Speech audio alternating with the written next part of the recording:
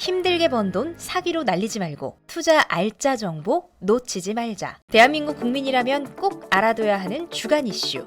이번 주 이슈와 이슈 관련 꿀팁까지 전부 다 소개해드릴게요. 첫 번째 이슈. 금융감독원은 최근 중고차를 대출로 매입한 후에 대여해주면 대출 원리금을 대납하고 임대 수익도 제공하겠다는 사기범의 말을 믿고 피해를 본 사람들의 민원이 제기되고 있다면서 소비자에게 유의를 당부했습니다. 금감원에 따르면 사기범이 매입 차량 또는 대출금을 편취한 뒤에 잠적하면 피해자는 대출의 무효 및 취소를 주장하지만 금융회사 대출 절차상 하자가 발견되는 경우가 드물기 때문에 피해 구제가 현실적으로 어렵다고 합니다. 특히 사기범이 중고차 매매 관련 직원으로 중고차 양도인 지위에 있다면 피해자는 차량 구입 대금으로 지급한 대출금까지 편취당할 수 있기 때문에 매우 위험합니다. 이에 대한 사기 피해를 예방하려면 첫째, 거래 과정에서 이면 계약 체결을 요청받은 경우 반드시 거절해야 합니다. 둘째, 대출을 받아 중고차를 살 때 매매 계약과 대출 계약 외에 대출금 대납 수익금 지급과 관련한 이면 계약 체결을 권유받는다면 사기일 가능성이 높기 때문에 특별히 유의해야 합니다. 셋째, 자동차 인수와 동시에 대금을 지급하는 것이 좋습니다.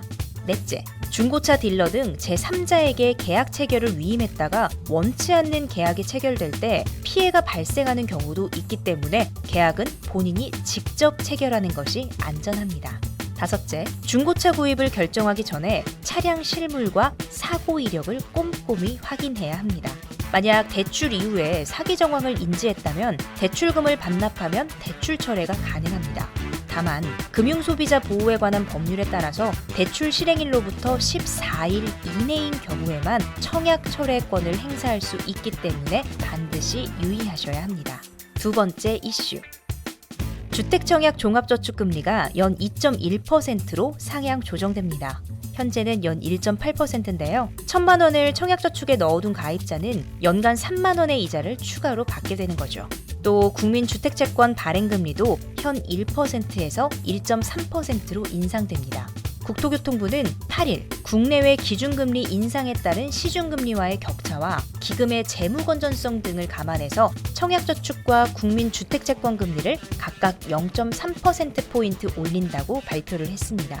이에 따라 청약저축 납입액이 1,000만 원인 가입자는 현 18만 원에서 21만 원으로 연간 3만 원의 이자를 추가로 받게 됩니다. 1,000만 원 상당의 국민주택채권을 매입한 후에 즉시 매도하는 경우 부담금이 172만 원에서 157만 원으로 약 15만 원이 줄어드는데요. 정부는 청약저축과 국민주택채권 등을 통해 조성한 주택도시기금을 임대주택 건설, 무주택 서민에 대한 주택구입, 전세자금 저금리 대출 지원 등 다양한 주거복지 사업에 활용하고 있습니다. 그러나 최근 인플레이션 우려 등으로 국내외 기준금리와 시중금리가 급격히 인상이 됐고 이 같은 상승세가 당분간 지속될 것으로 보여서 청약저축 금리 등을 인상했다고 설명했습니다. 부동산 경기가 가라앉고 덩달아 분양시장도 침체되면서 지난 7월 말에는 사상 최초로 전국의 청약저축 가입자 수도 감소하기도 했습니다.